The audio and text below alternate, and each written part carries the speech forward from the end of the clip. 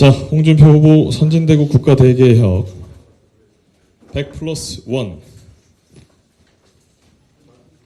오늘 그 셋째 날 국방 통일 외교 분야 정책 후보님께서 지금부터 직접 발표하시겠습니다.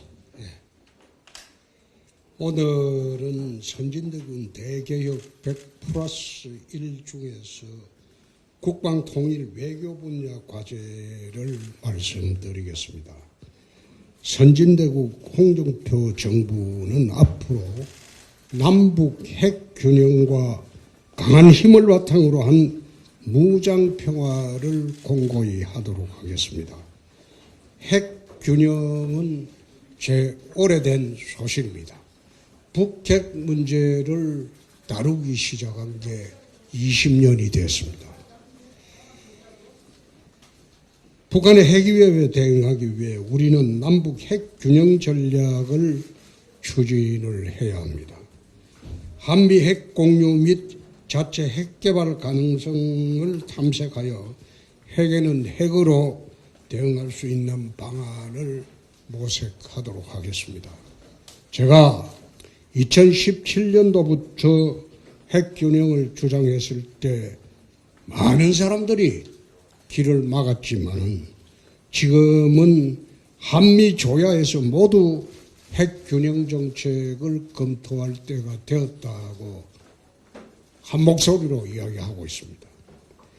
이승만 대통령이 한미 상호 방위 조약으로 박정희 대통령은 강력한 자주국방으로 이 나라의 안보를 지켜냈습니다. 저는 핵 균형과 핵 능력 강화를 굳건히 하여 이 나라의 핵 안보를 튼튼히 하도록 하겠습니다. 북한과는 체제 경쟁에 나서도록 하겠습니다. 또한 남북한은 상호 불간섭 원칙을 기반으로 하여 평화 공존의 길로 나가도록 하겠습니다.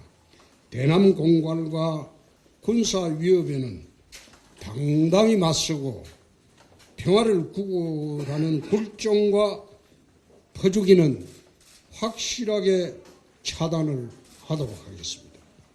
남북관계의 진전에 따라 북한과 대표부급 관계를 추진하도록 하겠습니다.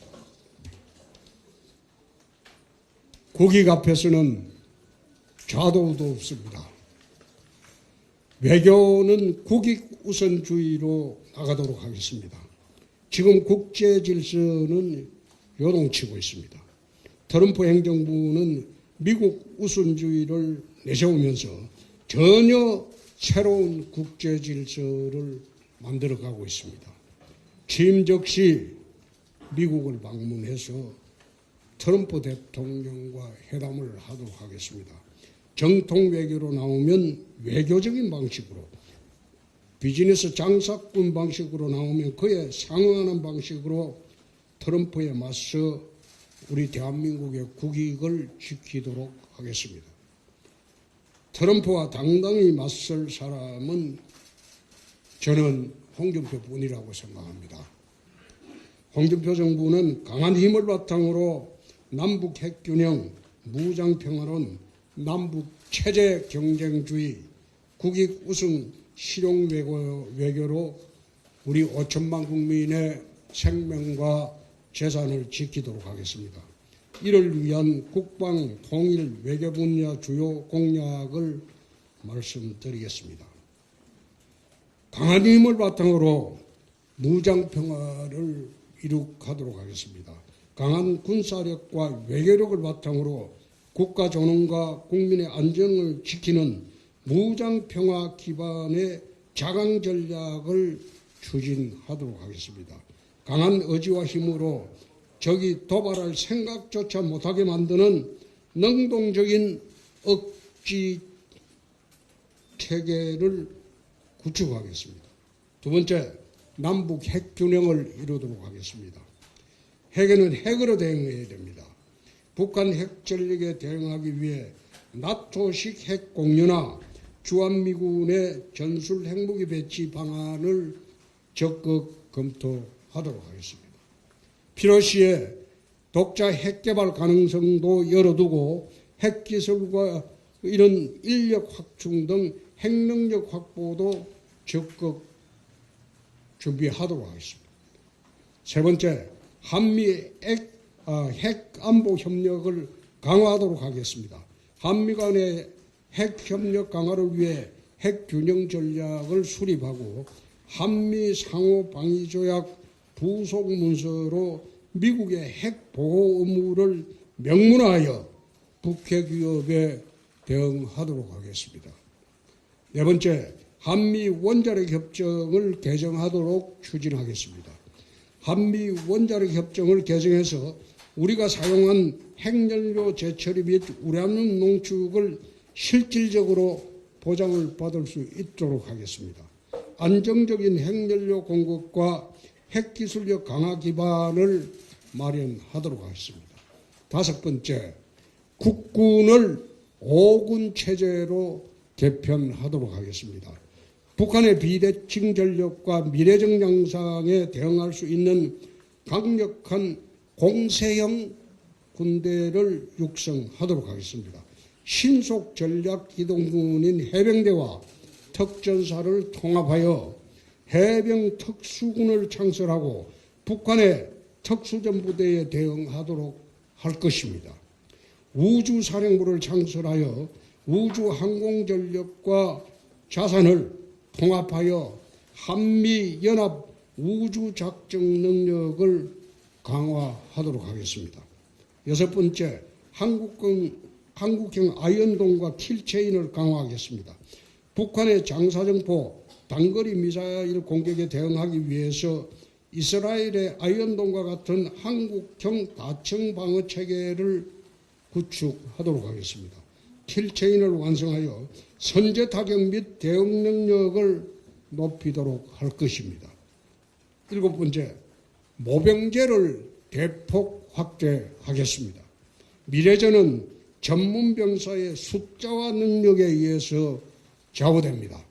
단순 병력 유지만이 아닌 고급 기술 중심의 정예군대를 만들도록 하겠습니다.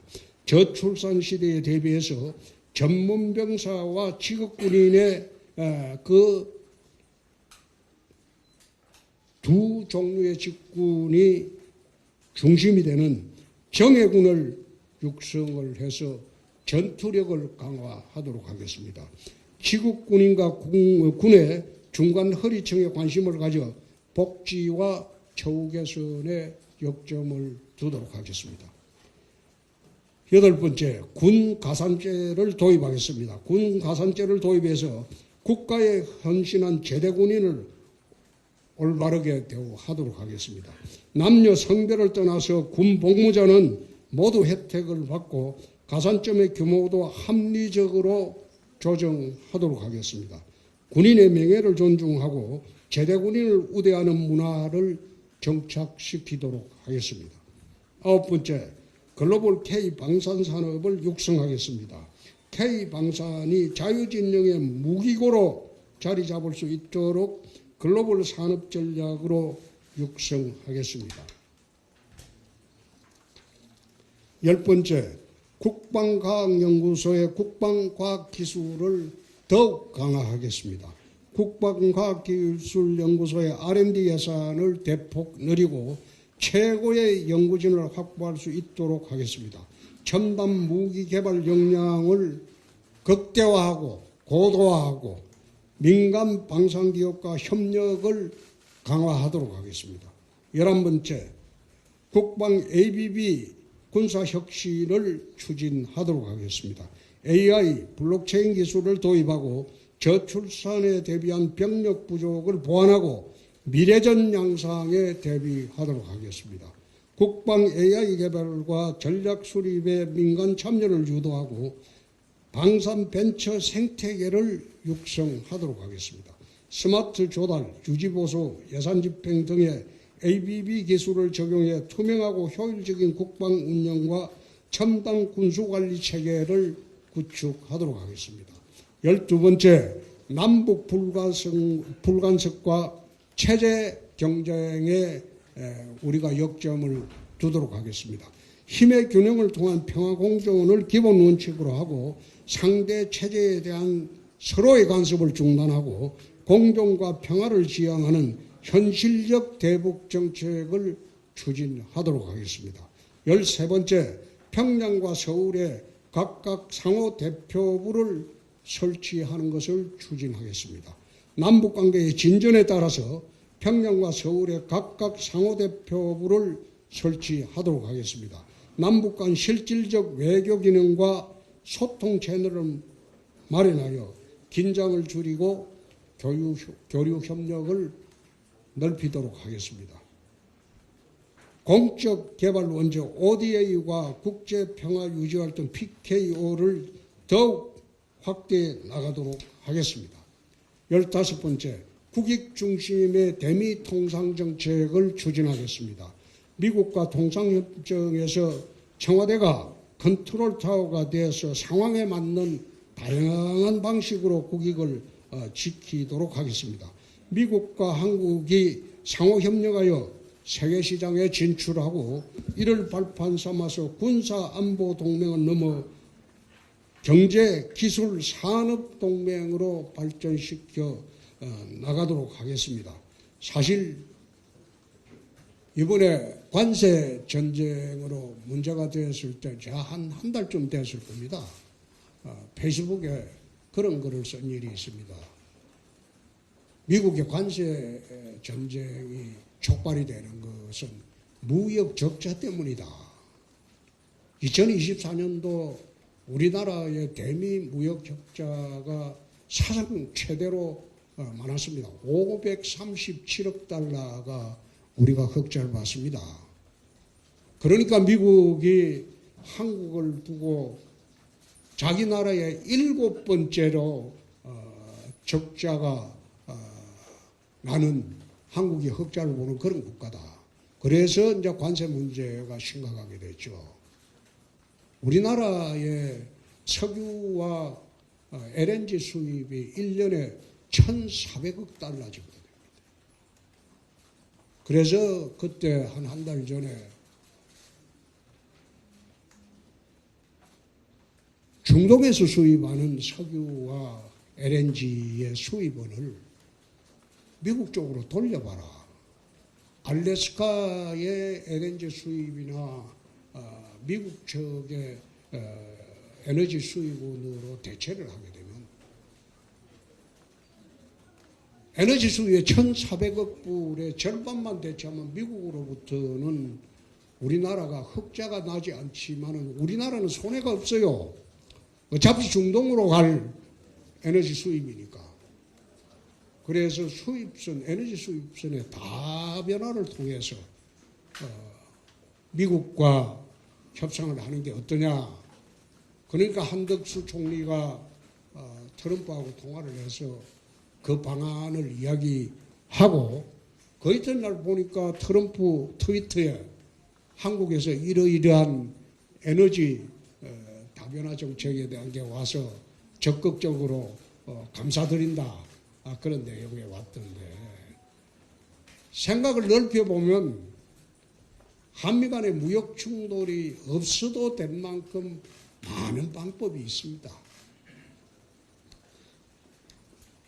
그게 이제 16번째 미국의 에너지 도입을 확대해서 에너지 안보를 강화하겠습니다.